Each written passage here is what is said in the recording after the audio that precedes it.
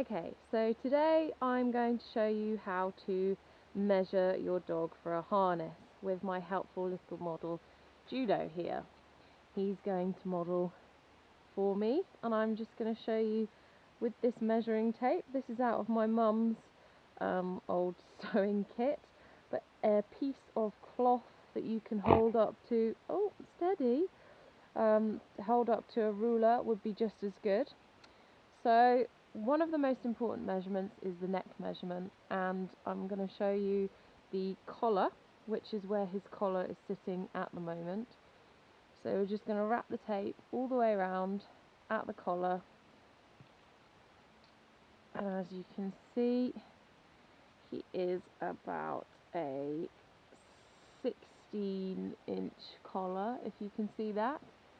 So I would say he's got a 16-inch collar. He's quite difficult to measure because he's got a lot of hair, and I'm sure a lot of your dogs will have a lot of hair too that will make things difficult. So the next measurement is the actual neck measurement, which is for the majority of harnesses, not the 0 DC but the non-stop, the X-backs. They all want where the harness is going to sit. So as you can see, I've got it at the back of Judo's neck here, so it's sitting where the harness would sit, along his shoulder, above the blade, and to his breastbone. The point of his breastbone is there, so that's where I'm going to measure to, and he is about a 20-inch neck. So that is where your harness would sit, on the breastbone, at the back of the neck, which is under the collar, and that is your neck measurement. So the next measurement that you would be looking to take is the chest measurement, good boy, and that is the widest rib measurement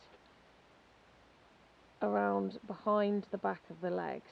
So as you can see, he is about 27 inch, and that's the widest point round his ribs, behind his front legs, not pulling it too tight, taking into account his hair, and that gives you your chest measurement.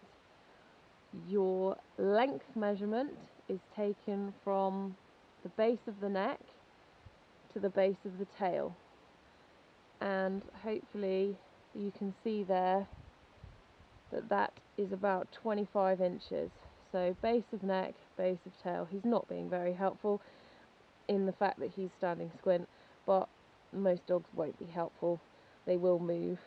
He's actually a very good model, which is why I've chosen him. So you can see that's a 25-inch measurement there. And the last measurement that I'm going to show you is a more difficult one, and you're going to have to stand up again, darling, which goes from the point of the breastbone, in between the legs, and up the side, stand up, to the base of the tail. So you can see that that measurement is about 28, 29 inches. This is why it's so difficult. I would probably go with 28 on that, because he's got a lot of fluff, and a lot of that is fluff. So that measurement is showing from the point of his breastbone at the front, which is very difficult to show you, but up there, I keep turning round, Judo, and it goes round between the front legs and up to the bum, the base of the tail. So those are the majority of measurements that you will need. There is one more for the non-stop harness, which is the point of the breastbone, again at the front there, to just behind the front leg, and I would say that it's about between 9 and 10 inches, that depth there. I would always go with the non-stop to the size up.